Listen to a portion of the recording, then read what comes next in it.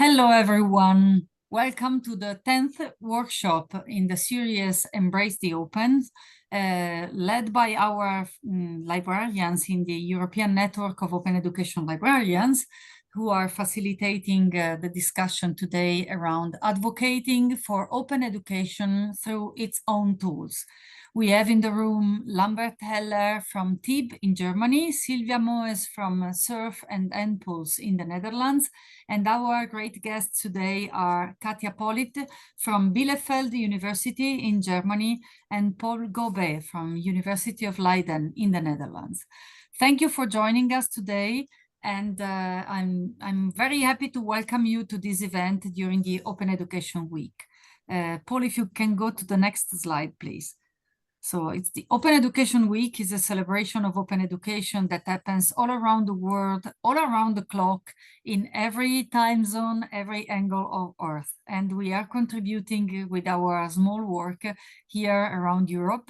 We are happy to do so. And you can find also other resources that we shared within the assets that every practitioner uploads in the Open Education Week website. The Open Education Week website is in the chat now, so if you want to take a look and try to join other events, you are welcome to do so. Next slide, please. Here you see our facilitators again, and I am happy that we have our librarians facilitating this series of workshops, but it's very interesting for us as a community to have guests every once in a while, also in our workshops, because it's a way for us to discover through the experience and the communities that are linked to our own librarians, what is happening in the field. And today we have two great experiences shared by Katja and Paul, who are going to tell us what they do with their students. I will leave the floor now to Lambert, who will go ahead and introduce the learning outcomes for this workshop. Thank you, Paola, and welcome also from my side. I'm Lambert, speaking from Germany, and I'm happy that we have librarians from many different countries here today again. That's wonderful. Wonderful mixture. And so just very quickly, I want to give you an overview what is ultimately the goal of this workshop. So after this workshop, we want to get you to know different kinds of OERs, right? So there are different categories, different formats, and so on.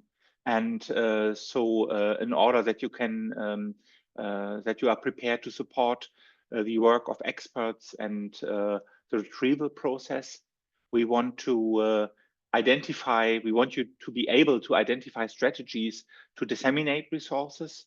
This is a very important part of it. And also to better understand the role of individual educators and communities of practice in developing and distributing OER. So the processes of really coming up with new OER, reusing them, making them better, and so on. We want you to be able to generate ideas and small steps to take towards opening up your own teaching materials. This is an important perspective, so that you can do something on your own, and also to collaborate with content experts and librarians to find reuse, adapt resources for specific knowledge domains. And last but not least, we want to discuss with you towards the end of this workshop the role of librarians as partners in making quality resources visible and reusable by partnering with content experts. So, and we are happy to have two really content experts who are really very experienced with coming up with open educational resources here with us today. Paola introduced them already. Next slide, please. And we will start with Paul Gobee's experience as a physician from the Netherlands and an anatomy teacher. And after his 20-minute presentation, we will switch over to 25 minutes presentation. We'll switch over to Katja Politt, who's a linguist, postdoctoral researcher in Bielefeld. Yes, and I would say the floor is yours, Paul. Please go ahead. Thank you very much for the invitation from the Spark and the ENOEL. Thank you very much. My talk will be basically two parts. I will tell about two projects, material that you can use that we have, the anatomy tool and the Open 3D model. And then I'll zoom out a little bit more to OER, how is it used or not used by teachers, what's influencing that, and then also go to what can you as librarians do about that. Okay, so first I'll go into these two. What do we have to offer? What did we do? And so I'll tell about this platform anatomy tool, what it is, how we made it, was asked to tell about the governance a bit, what is in it, and what can you do with it. Okay, so let's start. It's basically a platform on this URL for anatomical OER with two target groups, teachers and students of healthcare-oriented educational institutions. It contains stuff for teachers and stuff for students. The stuff for teachers is mainly raw materials like images. We have nearly 4,000 open licensed images, some 300 3D models that you can rotate, and a couple of virtual microscopy slides where you can zoom in. How does it go? You search for something, you come to a page, you click on an item, then you get a little bit more information about that item, what's the technical info, what's the license, etc., a little bit text. Then you say, okay, I want to see that item. You go to the page, you get the item, an image in this case. There's a whole list of anatomical structures that are present in this image in this case. These are also the search items where you can search for. So that's very useful for anatomists to search by anatomical structures. And then at the bottom of the page, it says, okay, who made this material, this item, this image, and the requirements for usage. So it says you're free to use it if you follow the requirements of, in this case, this license. Each item has its own license that can vary. And to help the people, there are copy and paste text below that you can just easily copy and paste with a suggested credit text.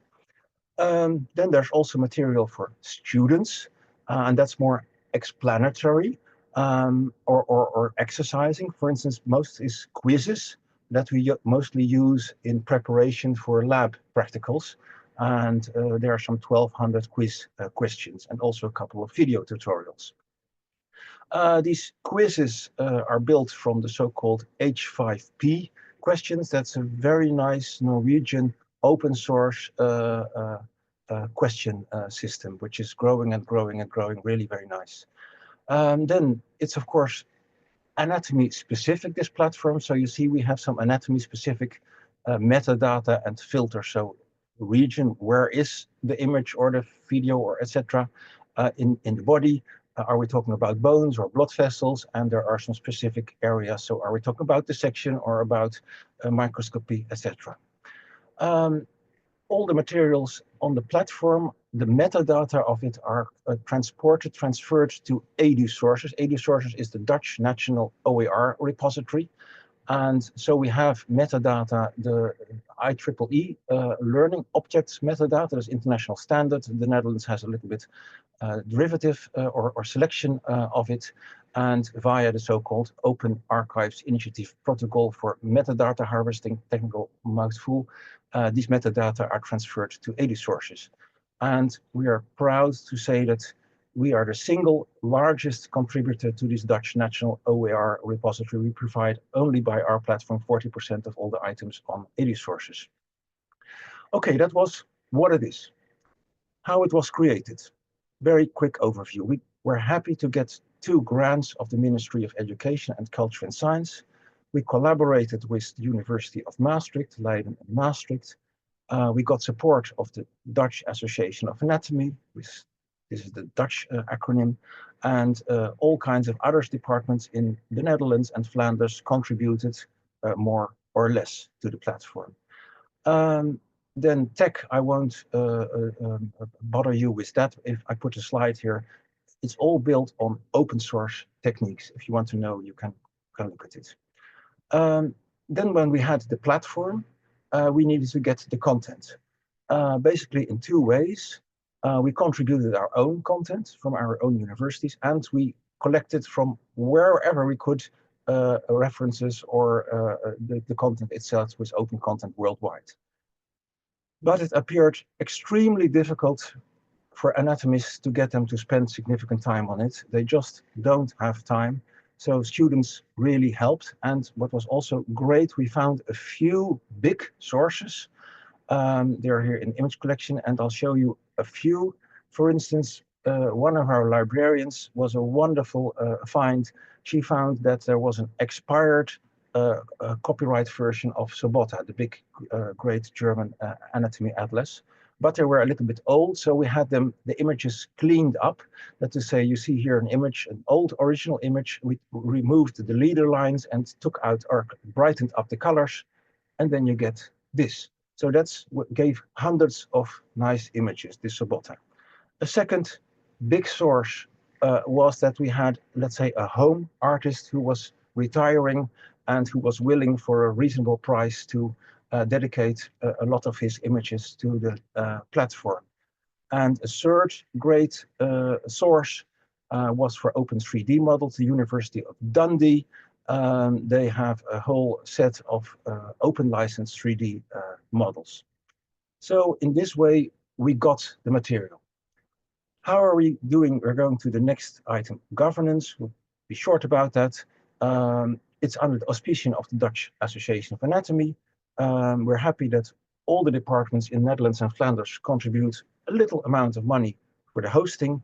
And in this Dutch association, we have a working group that meets each month and that talks about the policy, how are we publishing it, publicity, and we give a prize, these kinds of things. Okay, what's in it for you? Then we're going to talk about content. What's in the content? I must admit, we have a varying coverage regarding some are very good items that you won't find anywhere else, but there's also older and less quality material, varying quality, and for many items we still need, for many subjects we still need. Also, the findability is still not yet ideal. And basically it's because of a lack of curation, organization. We simply don't have the time for it. And that's due to that the teachers, the anatomists, they don't get time for it. So it's all for a few people who are enthusiastic and idealistic to do it. And also our librarians are not getting a task allocated to help us, support us in this curation. So we're basically with a few people running it. Okay, so that's about the content. Now let's go, is it used? In the COVID period, we did a survey amongst the teachers of anatomy in the Netherlands and Flanders. We got some 60% of all the teachers that exist out there to answer. And I asked them one of the questions, in your teaching material, how much percentage is OER? So these are the people who hardly or don't use OER, and you see that's 50% of responders doesn't use OER at all. And these are the people who use a lot of OER. So 80 to 800% of their teaching material is OER, and that's only a few. So what you see is it's a few people using OER. And so we also asked, why are you not using it? Well, one of the main arguments was, my library supports or supplies commercial material. So why would I? Why would I take the effort? Remember that, the library supplies, and then there's no need for OER. Second thing, I can't find what I need, what I already said. We're not complete yet, we're far by complete. There's still lots to be made. And then search the well-known argument, there's a shortage of time to search for it. 3 years later, at a Dutch Anatomical Society meeting, I did a small inventory of the certain departments in the Netherlands and Flanders. 10 were present and filled it out. And to my happiness, all 10 stated that they do use the platform. But it's unclear to what extent they use it. And my impression is that it's overall still limited. And it's especially used at institutions where the libraries don't take licenses on commercial e-material, because then they have the need to use OER. And this is real statistics. This is pull out from yesterday. How much are items used? In fact, this is all over all the time. This is the top item used nearly 300,000 times, and it was used yesterday 320 times, 2 times. So that's not too bad. So we looked at documents, images, 3D models, and quizzes. So we saw that the top image was used 37,000 times, the top 3D model 233,000 times, and quizzes, that's of course a longer thing. It takes half an hour or 10 minutes or so, a quiz, 27,000 times. So that was not too bad. Okay, so what can you do with it? Inform your teachers about it. It would be great if your institution uses to send us just a little mail. We use it, because then we also have, for our Dutch Anatomical Association, we have, yeah, it is used. And if your teachers or your Department of Anatomy would be willing to help or collaborate, that would also be great. Okay, so that was the first platform. Then the second thing that we created is an open 3D model. And I'll again go through it. What is it? How was it created? And until what can you do with it? Basically, a digital 3D model. And that's in 3D modeling software, and it's open license. That's the most important thing of it, because there's lots of commercial, very expensive 3D models in anatomy around. But as far as we know, this is the only worldwide, only anatomical 3D model that will be anatomically corrected as far as we can, and with an open license. So this is in the 3D modeling software, but that's far too complex for teachers and students to use. So we have all kinds of derivatives. And I will go to one of the derivatives is that, yeah, there's so many structures in here. In your teaching, you want a sub-selection. You just want a few to a specific area and specific things to be shown, so that there are sub-models with sub-selections. Or a video that just shows a few things that explains it. Or a presentation that goes step by step. And then now I will go to a quick show. I have it here already. This is the submodel. You see it's in the browser. You can zoom in it. We can turn stuff on and off. I can go to hide muscles, etc., etc. It gives the name. You can rotate it, etc. So this is all in the browser. So that's one. Let me see. Now I must see where that's. Yeah. Time, Paul. Okay. Thank you. Great. Presentations. I will just show an example of this. So building up material step by step. You see here a little video. We use that in our lectures. Just, okay, in this way, a very complicated area is built up. Okay, so where is the screen? Yeah, then we have a page where you can find about it. Am I still on the screen, or is it gone? The shared screen? You are showing the open 3D man. Yeah, okay, so it's because I don't see it that I'm sharing it. Okay. Okay, great. So this is a page about it where you can find it. And it also tells you these submodels. It's not yet released, so we just have one now, and videos, we have a few, and presentations. Here you can find information about it. So now I'll try to go back to the presentation. Yeah, there I am. So here's the link if you want to find more. How was it created, this model? Now 4 universities, also Belgium with it, also a grant. We started out with predecessor models, and then basically we got from these 4 universities, we got anatomists, but as said, they don't have time. So we were happy to find 2 retired expert anatomists to help. And we're going structure by structure. It's a tedious job. We nearly need to correct each structure we find out, and then we instruct 2 3D modelers. We have one in the Netherlands, one in Australia, in correcting the shapes and or creating them new. And there will also be textures, so there's no texture on it. It's not nicely pictured yet. And we developed this web-based viewer. In a few months, we need to deliver this project. Then we will have finished all the body's bones, muscles, and joints. And for the arm and for the leg and for the pelvis, we will have everything, especially, but only for the man. These will be complete also with vessels and nerves. And the other things we don't know yet. We will probably have to finish after the project. There's still much development that needs to be done. We did a lot, but there's still much to be done. So we're now thinking of possibilities to continue with new grants or setting up a sustainable development model. For instance, a subscription model for institutions that want to collaborate it, and that we offer services like creating these submodels, etc. Okay, so what can you do with it? Inform teachers about that is there. Well, it will be there in a couple of months. And it would be great if there are departments of anatomy that would like to collaborate in the further development of the model, or that would like to know, express interest. We need these submodels or these videos. If institutions would like to express that to us, that would be very useful. And then again, please inform us if you use it. So these are the things that we have to offer.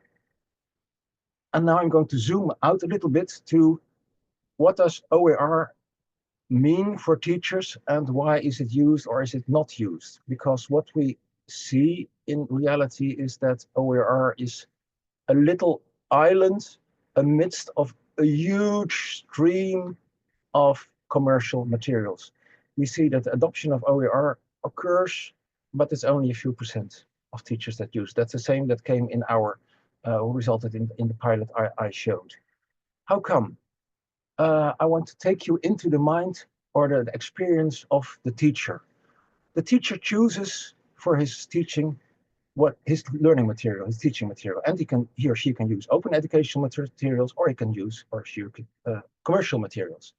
And the teacher is, of course, influenced by a lot of factors. And I want to just give you an idea of these factors. And I'll go about using open educational resources and about creating them, what influences teachers. So let's first look at using. In my experience, the main reason I saw that teachers were using open educational resources was if the library did not provide commercial materials. If they did, it's out. They don't need to go to bother. But if they're not providing, then they have to search and they will Google, and maybe they will, open education resources might be better than Google.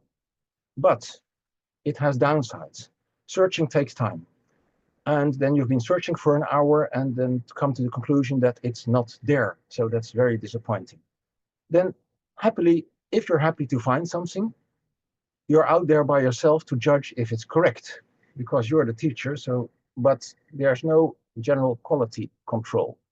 And compare that to commercial materials. These are complete collections, so you will always find it. It's nicely organized, curated, so you can find it quickly.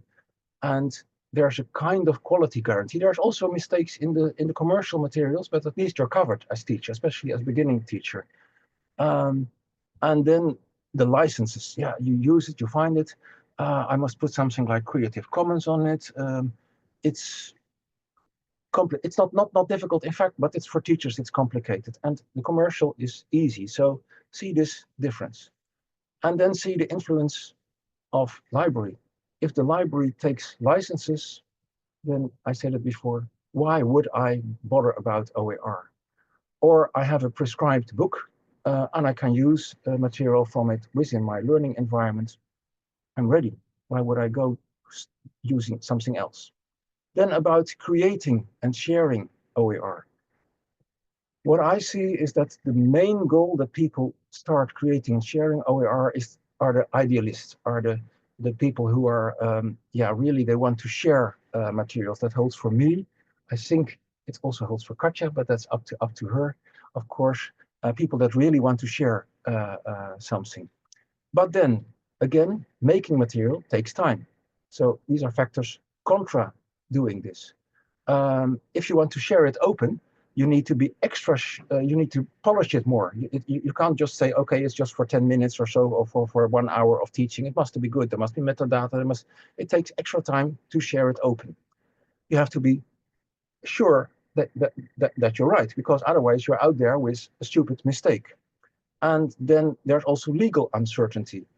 Most teachers are employer or employee of institution that owns the copyright. So a lot of people are unsure. Am I at all allowed to do it? So there's a lot of reasons that make it extra hurdles to sharing it. So take 5 minutes left. Okay, take all these things together. A lot of reasons to not use or share open education resources, but to go to commercial education resources. Are there then any incentives that do make us share it? You need OER if you want to post things outside the learning environment, but most teachers don't bother about it. Is it important for them to save money to the institution for licenses? Teachers don't notice anything of it, so also not important. Are they getting anything for it? No, they get no money, no time, no promotion or career opportunities, so there's no incentive for the teacher to use or share besides this idealistic incentive, and that's too little for becoming main. So no incentive, nearly all stimuli direct to commercial education resources. There's really policy change needed, and without policy change, I'm afraid to say this nice little island will become a dead island. And let's look at it slightly different. Who benefits from OER? Students, institutions, society. Basically, it's public interest, but the people who do the work don't benefit. So there's a kind of mismatch between who benefits and who does the work. Okay, so then I come to, after this harsh messages, I come to what is needed and what can you do. There's policy needed by governments, by institutions, by teachers. I will skip this, I just put it in there, but I'll go to what can you do. I think I already said, when you take a commercial EMIT, a license for it, it basically takes out the need to search or to work with OER. It's the easy way, but it makes us more and more dependent of the large technical companies that are taking our data, that are prescribing how we're going to making the teaching. So we become, it's made easier for us, but it makes us dependent. So we are teaching institutions, the material, we have the knowledge, the material comes from us. So let's regain our autonomy as teaching institutes. Let's regain the autonomy of our intellectual work. Let's regain the ownership of our teaching materials. But it's not easy. If you don't take a license for commercial, let's think creatively how you can reroute the money that now flows from taking the commercial license to developing it ourselves. But there's a problem. We do need material now, tomorrow, and it's not yet there. So we need to gradually, there's a gap there. But I would please plead, think twice when taking licenses and think creatively, how can we reroute these monies? And the things that are important, I think, is set up university presses to publish open textbooks. That gives a stamp of quality. That makes it, it gives an incentive. It's something published by an open university press. It gives it a quality label. So, and that's also a chance for librarians to have a new task in this digital time. Go and help with publishing it, assist in the formatting, assist in the review. And besides the open textbooks, I think also universities can set up repositories and collections for OER, and then help curate it, organize it, give it a quality label, make inventories, and provide support for the teachers who publish there, and advertise for this. And last, give training for teachers in the finding, using, provide support for the finding, and give legal support. And all of that, you need time for that. So it's also important to advocate within your institution to be allowed to do these tasks. I know that librarians are very idealistic and very well wanting to help, but they must get the opportunity, must get the possibility.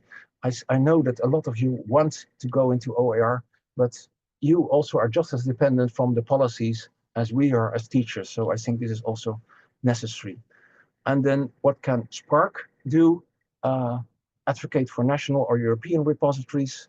For what we need, complete, curated, domain-specific collections. If we have complete, organized collections, then there's no need anymore for using commercial materials, and help us or help these repositories survive.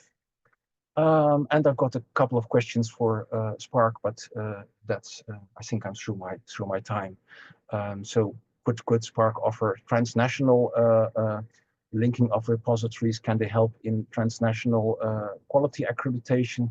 Can they help in transnational publishing function? I think there could be a great opportunities and great possibilities for a platform like Spark. And that's so far as I wanted to share with you. So thank you very much for listening to it. It was quite a lot of talking, but I hope to be able to discuss with it afterwards in the discussion. Thank you, Paul. Fantastic presentation. Thanks a lot.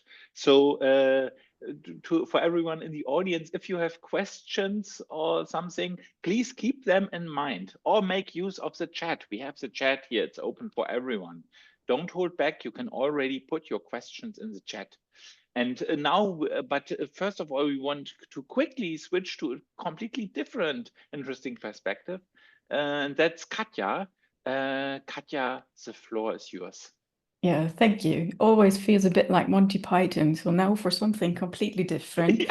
But it's not completely different, as you'll see. So let me first check whether you can see my screen, right? Because I just took over the sharing. Perfect. All right, thank you. So when I was invited to this today, I was given a list of questions that I was kindly asked to address in my talk. And when I thought about how to structure the talk, I thought, well, why not just structure it directly with answers to these questions? So that's what you're going to get. I'm going to start with the question of why should one actually start with using OER or producing OER?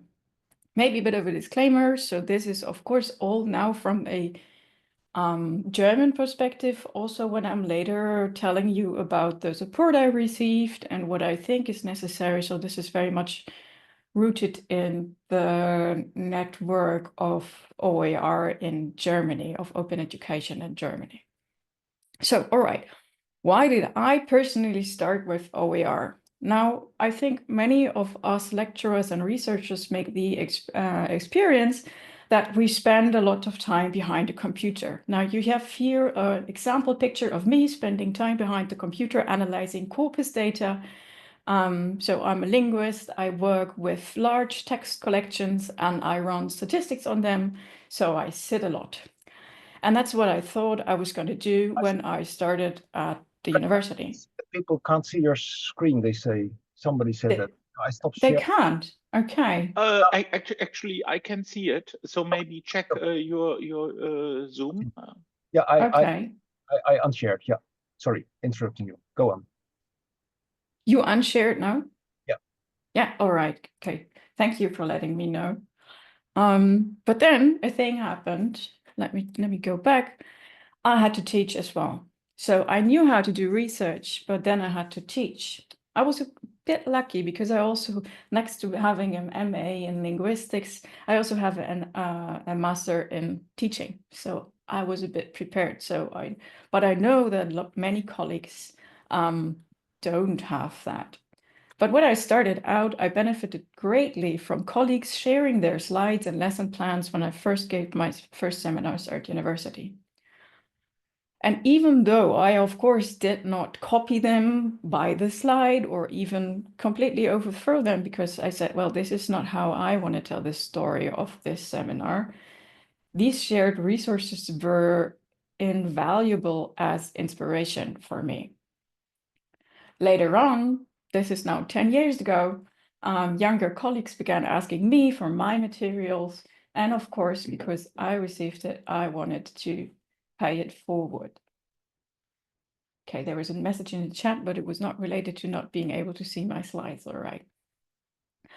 But as you might have gathered from this short description, there are actually some critical points in this process. The traditional way of getting teaching materials from others is very, very slow. It's tedious and it's exclusive. What do I mean by that? If I need help or inspiration for teaching my seminars, I have to rely on a network. I have to rely on having people I can actually ask for their materials. And I have to dare to ask them. So, oh no, I ask them for their materials. Does that mean that I do not know my stuff that I want to teach? Does that mean that I'm actually maybe an incompetent teacher and they should throw me out of university? Of course it doesn't, but those are the kind of thoughts that go through your mind, especially as an early career researcher when you are trying to find your place. If someone offers help, you're very happy. But then if you get the usual, here are my slides from this seminar, you're maybe not really sure how to properly reuse their materials. Do the usual quoting rights apply here? Can I just use the graphics they did? It's not really clear. So if you ask me why you should start with OER, it's that OER tackles this tedious and exclusive process. It's basically the antidote to it, if you want to say it like that. OER allows for open access to knowledge and easy collaboration. Everything is clearly licensed, or hopefully everything is clearly licensed, and available materials mean that others can improve them, adapt them, and build upon them.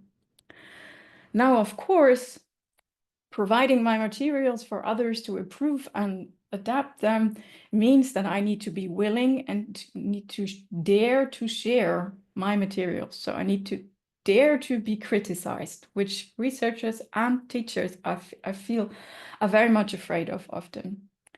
I work at a large collaborative research center in an INF project, so I'm the person nagging people to adhere to open science and fair principles, to publish their data, to publish their code, their documentation, and people are afraid to do that. And I had the experience that this is even more true when it comes to teaching materials for some reason.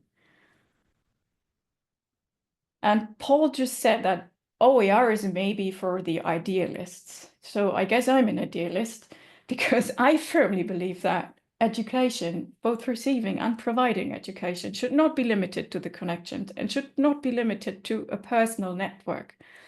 And in this sense, I think that advocating for OER is a democratic act in its own, because we all have the same right to access to this. All right, so what did I actually do as of this democratic act? All right. One of the most important things I want to state for this part is that most teachers I know, when I talk to them about creating OER, is that they are afraid of a mountain of tasks. So if I need to publish my material, do I need to publish everything? So all my slides or whatever, it's a lot. I have to go through everything. And the thing is, no, you don't. They can start small, but they don't see that. When I started publishing OER, I started with publishing single worksheets. That worked well in my seminars after 3 or 4 years of giving the same seminar. I started publishing instructions for group work that worked really well for these settings. And then, because I mainly teach grammar and statistics, which are not the most beloved subjects to students usually, so they are not there because they like it, but because they have to, I wanted to make it a bit more fun, and I created gamified versions of these worksheets, of these group work instructions. And also started very small here. So for example, a terminology quiz became a crossword puzzle. So it's a bit more nice, right? You can do a list and you can ask them, okay, but they can also find out the solution and then gain points for finding it the fastest, or get this little sticker star they can put somewhere. I mean, they're adults, but they love sticker stars. I can tell you that they love them. You have to pay for that yourself though. But yeah, I actually hand it in for my taxes because it's teaching material, right? And then I started going a bit further and had these traditional worksheets with exercises for the students and tried making them into an adventure game. And this is a very basic adventure game in the sense that instead of just working through a worksheet, imagine exercise 1, A, identify this, B, identify this, C, identify this. You walk through a dungeon, and whenever you meet a monster, you have to defeat the monster by solving the same exercise. It's the same worksheet, but in disguise, and it makes it more fun. For the links you see under these screenshots, there are links to Twilio, and Twilio is the OER repository of Lower Saxony, where I publish all my materials. Just like as a recommendation, if you want to check it out, I have links to this throughout the whole presentation. And publishing these in repositories gives me the opportunity to enrich everything with metadata, which makes it really easy to reuse and to adapt it. And I can only recommend Twilio if you want to have an example of a great repository, because they also have great support, workshops, and FAQ sections. So I can only recommend that. Now, this worksheet actually was so popular with my students that together we developed a further version, and we called it Dungeons and Syntax. Dungeons and Syntax is an analog card game, so nothing fancy digital here, for practicing syntactic functions and syntactic structures, something they need to be able to know when they want to become teachers. Can be played in groups up to 4, has 2 versions, easy version, or a hard version, or the challenging version, whatever you want to call it. And it's available in different formats with a game manual and teacher notes. Everything is available under CC BY Share Alike, except for some graphics, but then they have the license of the graphics on the same cards. So keep in mind, this is a version of a traditional worksheet that you hand out and then everybody does it, right? But instead, imagine yourself being part of a group of 4 heroes that enters a labyrinth in their search for a long-lost treasure. But when you enter the labyrinth, you notice that danger awaits there and these holes and monsters lurk there. You need to defeat the monsters with your knowledge that you gain throughout the seminar. The goal is fame and fortune, which everybody is eager to reach. This is an example of storytelling, which is also when you tell people, yeah, you can publish OER and enrich it with a little story, people think of a story or something like Lord of the Rings. So a huge story they need to think of, but that is the kind of story they need to think of for the beginning, like super short, and it works. The groups of 4 actually have classes they can choose. I'm sorry, this is all in German because the game is in German. Half time, Katja. Thank you. Each class has a separate, has its own skill that can make it easier to defeat the hard version. And this was all developed together with the students. You then navigate the labyrinth. There are 2 versions of it, so it doesn't get too boring if you play it again. And the monster cards, there are 49 monsters, so you don't always get the same one that you can randomly choose by accessing a YouTube video and then stopping the YouTube video at a random point, and then the monster card is shown. I created that video in PowerPoint because I created all the cards in PowerPoint, and it just shows all the cards in rapid succession, and then you stop. Students are amazed by my technical skills, but it's all PowerPoint. Very low effort, but high reward, I would say it like that. And the cards look like this. So you come on maybe to one of the action markers, and then you face an origo otter, have to choose the right structure, and then you defeat the origo otter, you can collect the card and then be happy and go on. All right. This worked so well that I then thought, why not design the whole course like this? But then again, who has even time for that? You know how much time it takes to design a complete course without gamification and storytelling and making it all open? Well, I tried multiple times to get funding to that, and 3 times the charm I managed to secure it. So I had the at least the student assistants to do it. Not much time because the funding didn't give me more time, but it gave me 3 student assistants and a graphic designer, which was almost as good. And Syntagma was created. Syntagma is an Ilias course. Ilias is a learning platform that you can use in blended learning scenarios for this. Everything is CC BY 4.0 because we had our own graphic designer who did all the graphics, the videos and everything. And it was developed throughout 11 months with a lot of colleagues and students being involved. If you speak German, there's a paper on how this was done out last year, of how this feedback process was employed to ensure that Syntagma is a good, a qualitatively high material that I could publish. It's also published via Twilio. It's over 300 materials in total. And also here we employed, again, storytelling. So we had a little hook. People want to enroll at a university, but they cannot. They need to find out where a certificate is, and then they embark on a journey through a mysterious land called Syntagma. And at the different stations, they learn different things about syntactic analysis, which is the whole course. And whenever they complete a chapter, they get a nice little badge on the map.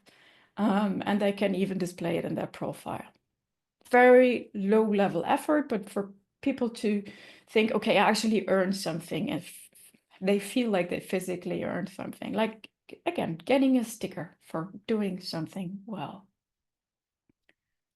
The whole course consists of 9 chapters. This is the dragon you have to face at the end. He's very well read, as you can see. 8 of these chapters are content chapters, and then there is a 9th chapter that is the final test where you fight the dragon in air quotes by using all the knowledge you've acquired. This is continuously updated. The last update was in July 2024, where now at the end of each chapter, a mysterious hamster appears and offers you solutions to all the exercises, because the students said that would be so nice if we had the solutions to all the exercises. The average playtime of a chapter is 70 minutes, and this is something they had to do every week during the course. The minimum playtime of a chapter is 2 minutes, which is not very realistic because the video in the beginning takes 7, so I'm pretty sure they didn't complete the chapter. But yeah, the average playtime of people who actually completed everything and read through it and did all the exercises was 70 minutes. It's available via Ilias at the Leibniz University of Hanover. You can download all the materials on Twilio. And since linguistics is one of the disciplines that has a publisher for open textbooks, a CC BY open textbook of Syntagma is currently under review, so fingers crossed for that, that you can actually use it offline in your teaching if you want to. Now, I see that on next slide something doesn't matter. It's supposed to be on the 3. So the challenges and helpful things on the on this path, on creating, as I would like to say, didactically useful nonsense and publishing it open. What were some challenges I faced? Well, of course, the usual. Paul said most of these already. So time and lack of funding, and also a lack of the prestige of publishing teaching materials. I told you that I have this paper about the feedback process of creating syntagma. It's actually a peer-reviewed paper and a very good journal for higher education in Germany, but people don't really care about it because it's not a linguistics paper. It's a peer-reviewed journal in the paper, but who cares? It's not on linguistics. So, well, I did a paper, but meh. And of course, one challenge was that colleagues were highly skeptical if that is even worth the effort. So why don't you just do X if you want to become a professor? Because you can spend your time way more wisely than doing this. But there were, of course, also things that helped along the way. And that is, of course, fun. I think fun in creating things always helps, but that is maybe also part of the idealism. The enthusiasm and the feedback of some other colleagues, not the same as the skeptical colleagues, helped. And the support from Twilio, the TIP library, and the OER community. Because if you always sit at home and do it alone, and nobody ever says, "Oh, that looks nice," yeah, it gets super annoying after a time, and you don't want to do it anymore, even if you're an idealist. 5 minutes left. Yes, thank you. Perfect. How can you create or contribute to impactful OER was the next question people ask me for this. This is a hard question, I guess, because impact is hard to measure. But contributing to OER without talking about the impact is pretty easy, if you ask me. The first thing is to use OER yourself and adhere to the license that is put on it. You don't have to create anything yourself, but use OER, talk about OER. Hey, I found this cool thing Paul Gobee created. Have you tried it yourself, right? Like, check it out. Advocate it. Educate yourself about licenses or educate your community about licenses and reach out. And if you want to start creating OER, I think starting with the things you would have liked to have yourself is the best starting point. So I wish when I started teaching, I had a nice flowchart of this and this process. So I create one and I give it to the community. Publishing OER, but also means that materials need to be accessible as possible. For this, you need to provide rich metadata, as much metadata as possible, which goes hand in hand, I think, with publishing it in repositories, which are well maintained and provide metadata schemata you can adhere to, which then allow for better indexing and findabilities. What are the effects of OER on students? And it says students, nobody noticed, not me even, students and colleagues, it should say.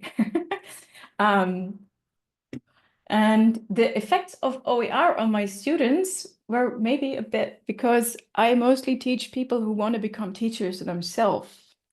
So I know of some of them who actually reused some of my materials when they became teachers at school or at university.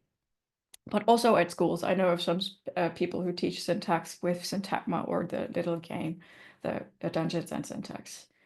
The students had more fun in preparing the lessons, which is always good because then they actually do it. And actually they started engaging in discussions about open materials and fear of rejection when publishing their own materials. On colleagues, I know of 2 colleagues, n is equals 2, who started creating their own OER after seeing these, even started creating their own gamified OER. Colleagues started educating them more about licenses and started using more CC license materials in their presentations, so they become more shareable. But I have to say that to some colleagues, there was no effect because they remain skeptical and still say it's not a real publication. They still criticize me and, for example, say, why do you only create this for syntax? There are other fields of linguistics you can create this for, and why don't you do that? I need this more. Okay, happens too. Last question. how can libraries support practitioners? The Spark wanted to know from me. And I would say that some of what I'm going to say is going to be the same that Paul said, which I think proves the point if we come up with this independently. So I think libraries can support not only creating more OER, but also using more OER. And the first step is to educate the staff about OER, but also university officials. So making sure that the university develops an OER policy, actually. There are several OER policies in Germany and universities already. I put a link to this to them in the presentation. Funnily enough, some of them are not published under an open license. So if you work with universities on an OER policy, maybe make sure you publish it under an open license too. Ideally, you provide training and support for lecturers. That was my starting point. I attended a workshop on OER. What are OER? How you create them, how you use them, and off I went. Another possibility that, for example, Twilio does is it provides training for student assistants. They're called e-trainers that help lecturers in creating accessible materials. So they check materials, they educate lecturers, and they're specialized student assistants for that. One of the most important things next to that, I think, is to cooperate with repositories, because those are the ways to ensure that this becomes a professional thing, a fair thing, and an open access, open science thing. It helps with quality control and also reusability. Sorry, Katja, you have to come to an end. Yes, I'm going to do that right now. And the last thing is, I said it in the very beginning of this slide, but I want to emphasize it again. I think that one of the most important things about OER is not only thinking about how we can create it, but also how we can use them. It goes hand in hand with what Paul said about maybe not buying the license, but encouraging OER. I think it should be, and I stole that from Twilio, OER by design. Do you want to take over, or should I click your slides? Oh yes, please click the last. All right. Thanks a lot, Katja. Wonderful talk. Yeah, so two very intense, interesting, and different talks. I'm super happy about this. Sorry, I have to find my way back to the presentation. Yeah, okay. So now we come close to the end of this workshop. But before we do this, I would like to open the floor to you, the audience. So there have been plenty of chat messages already. Maybe best is that you directly, so since we are so few people here in the room, I would like to ask you just to unmute yourself in Zoom and ask your question. I think this will work out fine.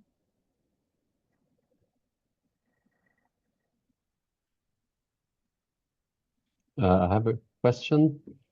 Yes. First, thanks to you both, Paul and Katja, for your presentation and the things you do. It's very important.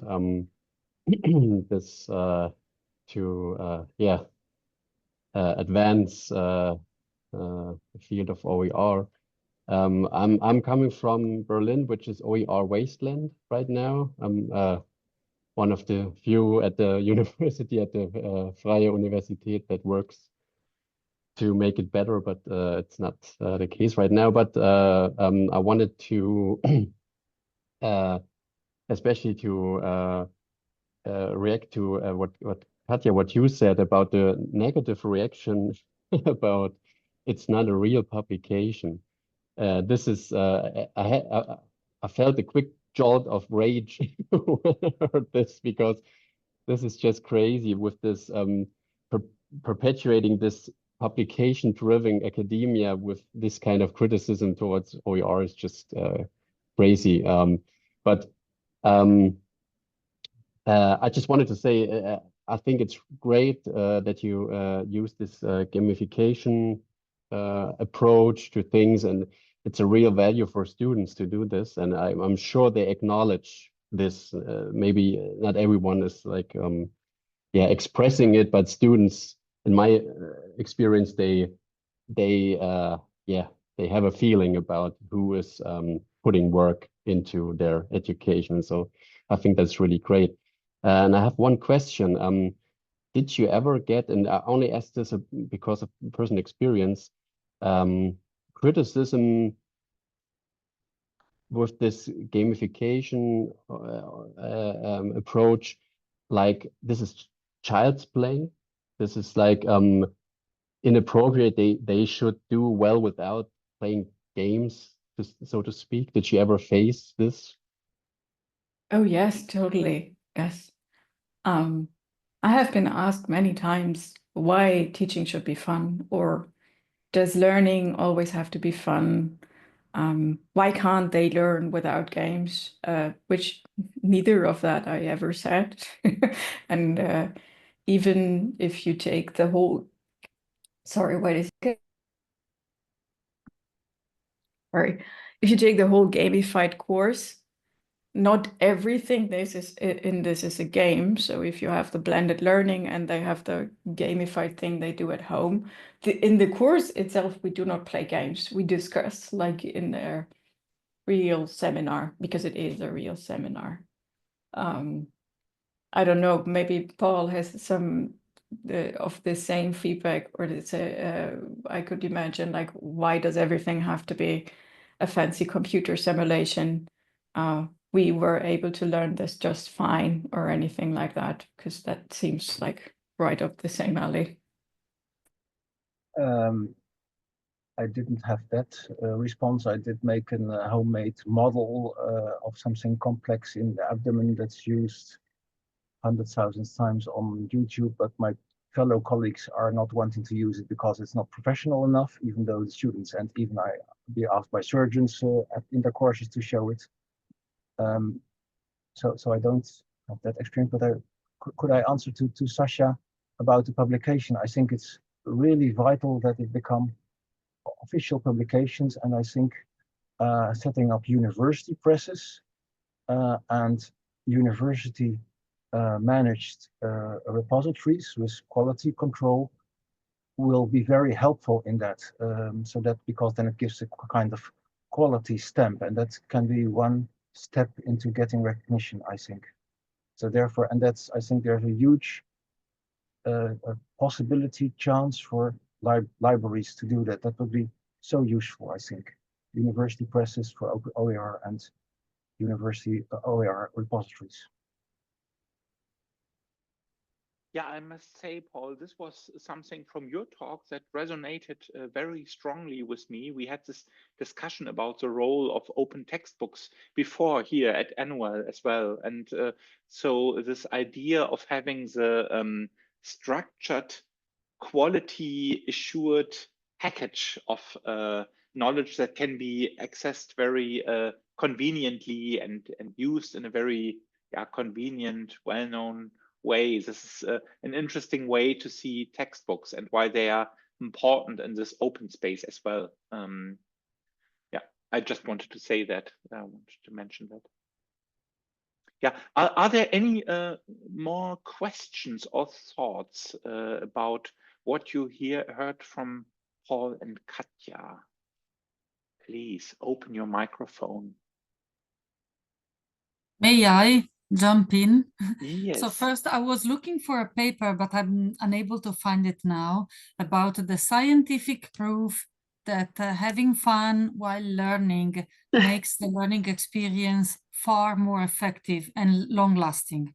So it's not something that we believe just because we are enthusiasts, which is a word that both of you used in different ways, and I love it, but still it's not enough. And we have scientific proof on top of being enthusiastic, willing to give our time, etc. So thank you for that. The other thing that came to mind while you were talking, Katja, when you said that you are asking your students to defeat the monster with your knowledge. This is really interesting for me because we have lots of different kind of monsters that we have to face in real life. You're seeing your screen every day, and knowledge is a strong tool in all our hands, and when we do it collectively, it works faster and better. So this was a wonderful message about and this is the last comment. Finding the time, both of you said it takes a lot of time. I would, about that, I have a question. And the question is, are we sure that it takes more time to do the work within the open education requirements and together with the open education community than in the, let's say, classical old way? Because if we are good enough to make this process the default, maybe we can also spare some time. Thank you, Paola. So I see that Monique has her hand raised. This, by the way, a very good idea. So if you want to talk, you can raise your hand with Zoom. Monique. Just to answer to Paula. Yeah, Paul. Yeah. Just to answer to Paula, for the moment, it takes more time. It will not take more time when we have these complete curated collections. Then it will be at the same level as commercial, but for now it takes more time. Maybe Katja thinks different, but that's my experience. Yeah, I think at the moment it takes more time because you also need to educate yourself about the licenses and everything, and it's something people are not used to. But I would agree that in the end it will take less time, because if you have open materials and you can build on them, it'll actually save you a lot of time. Lambert, I'm going to stop sharing the screen for a moment so we can maybe see each other a little better during the discussion. Yeah, good maybe idea. That's it. Thank you, Katja. We don't need that anymore. Yeah. But there's a gap between where we're now, when it takes more time, when not everything is present yet, and a situation in the future when we have a great curated collections of OER, and then it will be saving time. But we have to go through that valley, that gap first. Yeah, I think so too. We are not at this tipping point of OER efficiency, so to say. Yeah, probably. Thank you. Not yet, yeah. Maybe, yes. Not yet. Yeah, exactly. Yeah. Sorry for letting you wait. Monique, please. Oh no, no problem. I was here anyway, and it was a very interesting, stimulating discussion. And thank you for both of the presentations. I have a question for Paul. Do you also collaborate with the universities of applied sciences, like for physiotherapists, or they also use anatomy models, I guess? Yes, we tried. I few times I gave talks and then people liked it, but it didn't go further. Partially, I think that because so far in the anatomy tool platform, the major material is on the trunk that we have, and the extremities, so the muscles, are less well represented. But in the 3D model that we're developing now, finishing there, the muscles are the most developed. So I do hope that when this will be delivered in a few months, that we can get the physiotherapists aboard. Yeah. But okay. At the applied sciences, teachers have even less time to work on it. They have to teach for 5, 6, 7 hours a day. At least I've been teaching there too on nursing, and then there's really no time left. And at the university, you do have more possibilities for it, but that's also a reason that I think that it didn't take off yet. But we definitely want. Yes, I will also do my best and ask my colleagues of the University of Applied Sciences, my own physiotherapist, for instance. What would be most useful for them, and then it would be very useful for us to know if they would be wanting to collaborate in kind of a subscription model, because we need to have some funding to just keep the work going, to host it, etc.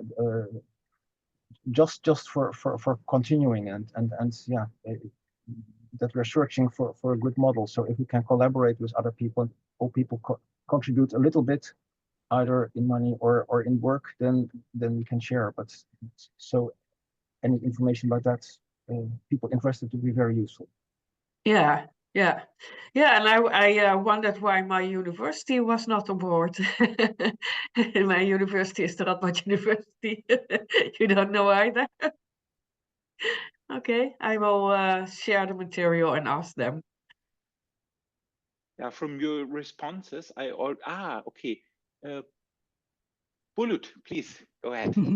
Thank you so much, both of the presenters. I am very new within this area, but I would like to feedback to you. I really like too much both of these examples because they are very, I think, special things for not just us, but also for the whole world. I just would like to add a comment to Paul's one of comments. He said that maybe libraries don't prefer to buy or license commercial publishers, content from commercial publishers, but I believe that there should be a balance between all these, because it is not easy to start thinking openly at each areas. And I understood that it's a bit different and difficult than finding material in linguistics or in medicine. We are unlucky with this kind of contact, but this is not the solution to not to sign any commercial agreements. But maybe as librarians, we can offer much more content without licensing problems. Maybe we can start to think, or we need to start to think of our structures, because we know that there are some libraries with subject specialists, maybe a medicine librarian should prepare a free content that you may use during producing your content for your database or tool. It can be a good idea to use it. And it's very important for me today to understand that it is not same to produce open content for each specific discipline. So I will try to read on this also. Thank you so much. Thank you so much, Boku. Very good point. Paul, please. I understand that you need both commercial and open maybe, but look at this image that I had of this little island in a huge stream. If we want to support OER, presently the main stream is commercial. So it's like throwing a bottle with a message in the stream saying, let's go north while the whole stream is going south. Everything that's each commercial license that you take. Yeah. Yes, you are right. But the issue is that but it's so an uneven game that's be aware that it's such an uneven game and that it's really is very negative for OER, all the commercial licenses and the money spent on that. You are exactly right. I am not rejecting your comment.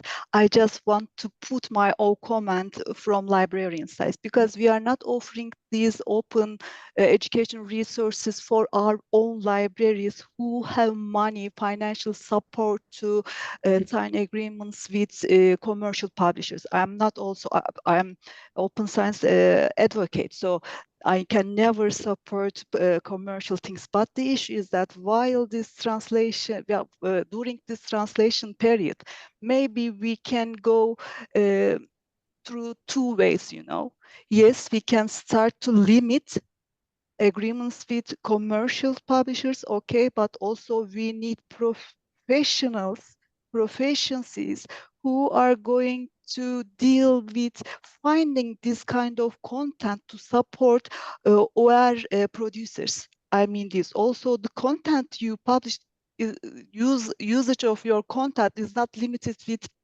your own university or my university. We know that lots of countries have no resources. So if we can share, as you and Katja mentioned, about ER around the world, at least someone will get benefit from it. Thank you so much. Yes, I think you need to do both. I think even always, just like software, you have open source software, like your mobiles, Android runs on open source software. Most servers run on open source software, but other software is commercial. So probably both sides will be side by side. So it will be great if librarians would get the opportunities and do indeed share and advocate and tell about it and collect it. And I see that librarians are very willing and very good-minded about that. So, but that could be indeed, yeah, already a very important step. Thank you. Thank you. In general, thank you for the very interesting debate here. I really enjoy it. And also have a look at the comments. So there have been very interesting comments, for instance, on this question or this hypothesis of Katja that learning has to be fun, or is sometimes better when it makes fun. Therefore, the gamification, there came up a lot of literature references about this. So very interesting discussion in the comments here as well. Yeah.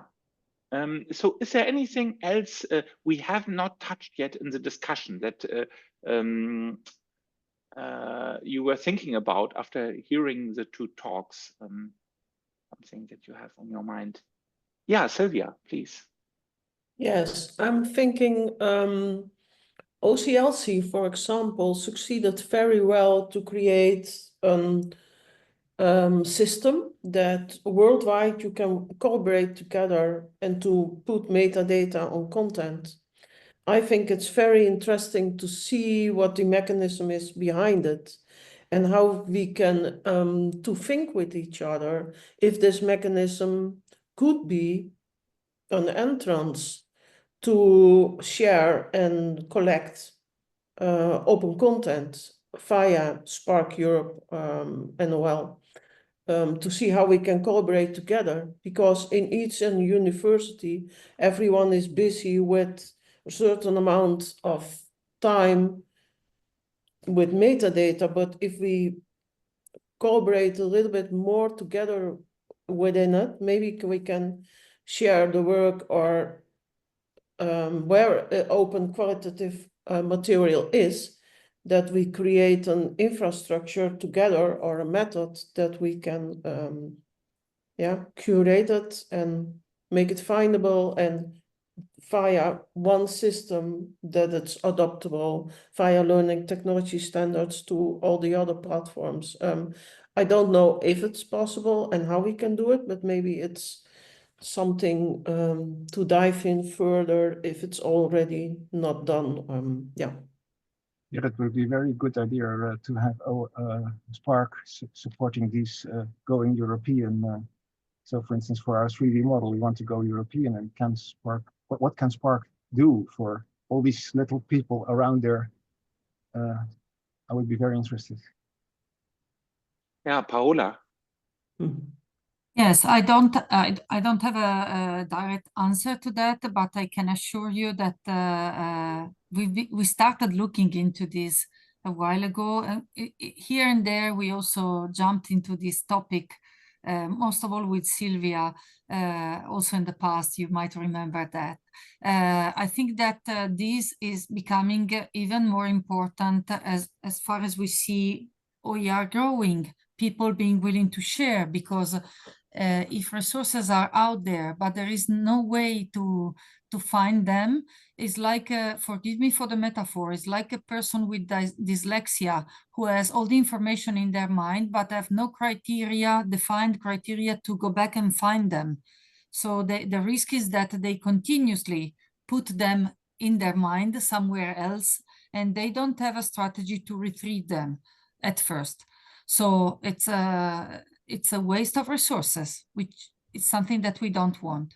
So working on the metadata is something that might be more in the realm of what Spark Europe can do, because we don't have a technological profile or a technology-oriented mission, but certainly looking together with librarians into this part would be a wonderful idea for the future. So let's go back talking about it, please. Okay, I would be happy to explore this further, because librarians ask for that and the community needs it, because other people, like Katja said, many teachers, many researchers, they are good, they have wonderful intentional efforts put into creating shared resources, but they might not have the same skills that librarians have.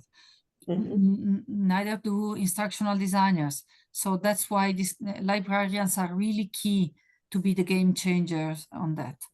Yeah, I think this last exchange also demonstrated how meaningful it is that we have this kind of meetings like this workshop, where content makers and content specialists come together with librarians. So both sides have their professional expertise to bring it in, and only collaboratively we find out the best way to advance open education. Thanks a lot for everyone who attended. I want to give the last words, and we are already we are coming towards the end of this workshop, and I definitely want to give the last few minutes to Paola. But if there are any remaining questions, don't hold back. Put it in the comments, and we try to come back to all of you if possible. Yeah, Paola, please. Thank you, Lambert. And let me just share my screen for the last time, so that you can see that we have 2 additional workshops upcoming in this series called Embrace the Open. And the first one is going to be a second edition of the Open Education Librarianship 101, which is meant to support librarians upskill, starting from the basic skills related to open educational resources, meaning what are OER, where to find them, how to use them, how to reuse them, meaning adapting and remixing, and how to create them. It's a very informative webinar on basic skills, and Marta Bustillo from Dublin University will be facilitating this workshop.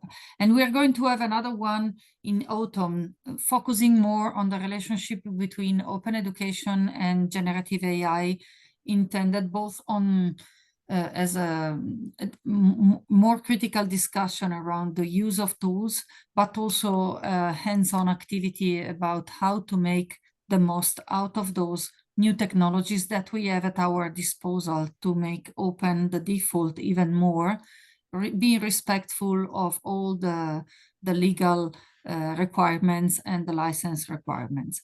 So that's the program in front of us. And if you need if you want to join us, if you are a librarian, you're always welcome to join us. If you want to keep in touch, just write to me. I will be happy to involve you in our activities, working groups, etc.